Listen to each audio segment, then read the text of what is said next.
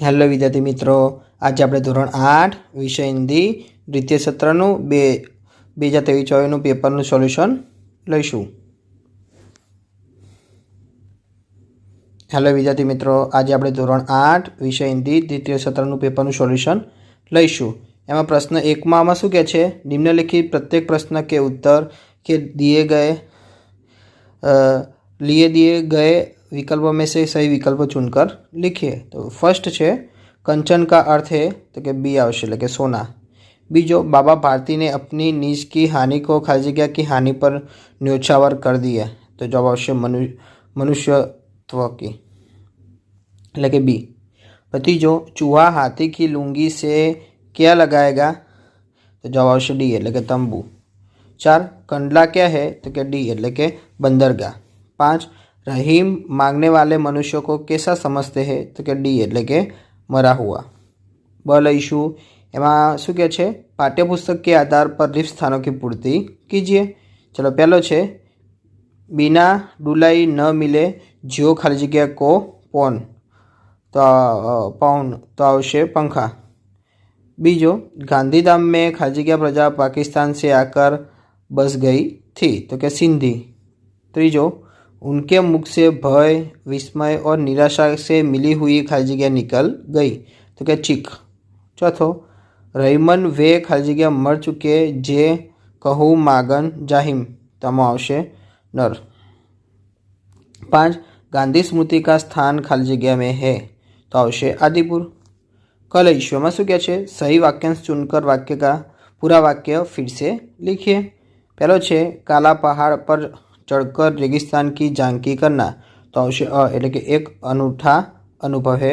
बीजो बाबा भारती फूले नहीं समाते थे क्योंकि तो कि आवश्य सुल्तान के रूप रंग और चाल पर वे मुग्ध छे. तीजो कच्छ को हम म्यूजियम कह सकते हैं क्योंकि तो कि क यहाँ अनेक दर्शनीय स्थानों का वैविध्य है. चौथो मंजिल बहुत दूर लगती है क्योंकि तो कि आवश्य अभी तो राह शुरू हुई है.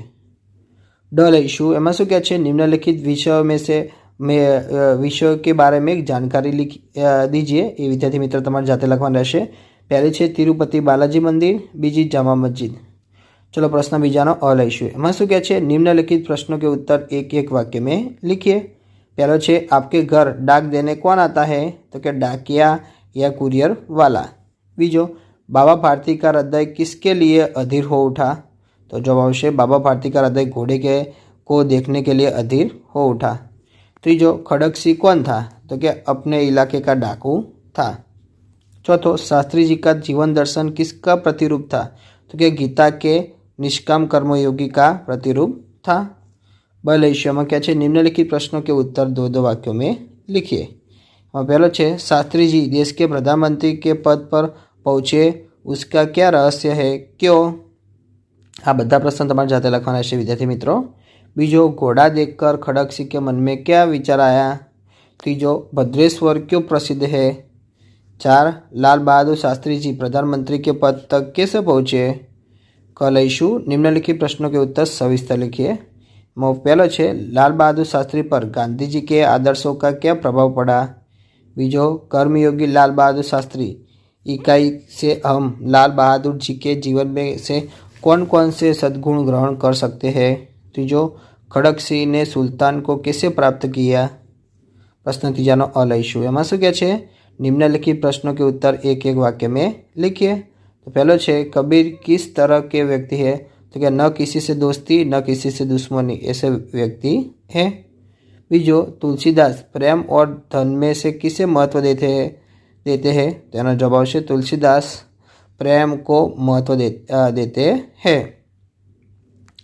भाई तीजो विद्या धन किसे मिलता है? तेना जवाब है विद्या धन उसे पाने के लिए उद्यम करना पड़ता है. तो क्या चौथो कुसंग किनका कुछ नहीं बिगाड़ सकता? तो क्या उत्तम प्रकृति वालों का कुसंग कुछ बिगाड़ नहीं सकता. बलैशो में शू क्या? निम्नलिखित प्रश्नों के उत्तर दो दो वाक्यों में लिखिए. ये तमारे जाते लखवाना है विद्यार्थी मित्रों. पहलो है उजाले की बंदी बनाने का क्या अर्थ है? उजाले को बंदी बनाने का क्या अर्थ है? बीजो ज्वार कहाँ उठा है? क लईशुं निम्नलिखित प्रश्नों के उत्तर सविस्तर लिखिए। पहलो है लोगों ने भगवान को किस प्रकट बांट लिया है। बीजो कवि ने मनुष्य को मिट्टी का पुतला क्यों कहा है।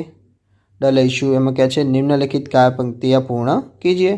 तो काव्य पंक्ति है अभी भी हरी खाली जग्या रेगिस्ताने, तेनी काव्य पंक्ति जोड़े लखी है विद्यार्थी मित्रों। तो आवशे अभी भी हरी धरती है, ऊपर नील वितान है, पर न प्यार हो तो जग सुना जलता रेगिस्तान है। प्रश्न चौथानो अ लईशुं एमां शुं कहे छे निम्नलिखित मुहावरे के अर्थ लिखकर वाक्यों में प्रयोग कीजिए। तो पहलू है आँखों से चमक होना, तेनो आवशे खुशी का भाव प्रकट होना। बीजू चैन आना, तो आवशे मानसिक शांति मिलना। तीजू लट्टू होना, तो क्या मुग्ध होना। चौथू आंखें गड़ाना, तो क्या ध्यान से देखना। ब लईशुं निम्नलिखित शब्दों का लिंग परिवर्तन कीजिए। पहलू है बाबू, तो आवशे बाबुआइन। बीजू बूढ़ा, तो क्या बूढ़िया। क लईशुं निम्नलिखित शब्दों का वचन परिवर्तन कीजिए। पहलू है गमला, तो आवशे गमले। बीजू माला, तो क्या मालाई। ड लईशुं एमां क्या है निम्नलिखित विशेषणों का वाक्यों में प्रयोग कीजिए। तो पहलू है वीर और बीजू प्रिय, ए तमारे जाते करवानुं रहेशे। ई लईशुं एमां शुं कहे छे निम्नलिखित शब्दों के शब्दकोश क्रम में लिखिए। तो विद्यार्थी मित्रों पहलू अभिवादन आवशे, बीजू महकना आवशे, तीजू शायर आवशे, चौथुं संग्राम आवशे। ई लईशुं निम्नलिखित विषय पर 4 वाक्य लिखिए, ये तमारे जाते लखवाना रहेशे। तो कि हिंद छोड़ो आंदोलन अथवा दिए गए शब्द के उत्तर मिले ऐसी पहेलियाँ बनाइए, ये पण तमारे जाते करवाना रहेशे। तेमां छे पहली बारिश और बीजी पेड़। प्रश्न 5 अ लईशुं एमां शुं कहे छे निम्नलिखित विषय पर पत्र लेखन कीजिए। तो अहींया विषय आपेलो छे, आनी पर तमारे पत्र लेखन जाते करवानुं छे। तो कयो विषय है, तो कि हसमुख जोशी 27 नीलकुंज गांधी रोड राजकोट से माननीय वर्ग शिक्षक नूतन हाईस्कूल राजकोट को 5 दिनों की छुट्टी मंजूर कराने के लिए प्रार्थना पत्र लिखता है।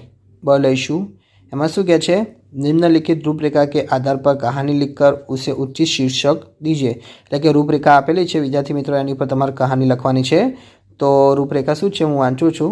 एक नगर में 2 स्त्रियां, एक ही बालक के लिए दावेदार, आपस में तकरार, मामला न्यायाधीश के समक्ष, दोनों की बातें सुनना, न्याय करना, बालक को 2 टुकड़े करके बांट लो, एक स्त्री मौन, दूसरी का रोकर कहना, बच्चे को न काटो, उसे ही दे दो, न्यायाधीश का फैसला, रोती हुई स्त्री को बालक सौंपना, सीख। ये तमारे लखी नाखवाना रहेशे। क छे निम्नलिखित विषयों में से किन्हीं एक विषय पर 100 शब्दों में निबंध लिखिए। ये तमारे निबंध लखवानो छे कोईपण एक विषय पर। तो पहलो है ऐतिहासिक स्थल की शहर, बीजो एक डाकू की आत्मकथा और तीजो है कर्मयोगी श्री लाल बहादुर शास्त्री। विद्यार्थी मित्रों तमने मारो विडियो गम्यो होय तो चैनल ने लाइक शेर और सब्सक्राइब करवानुं भूलता नहीं।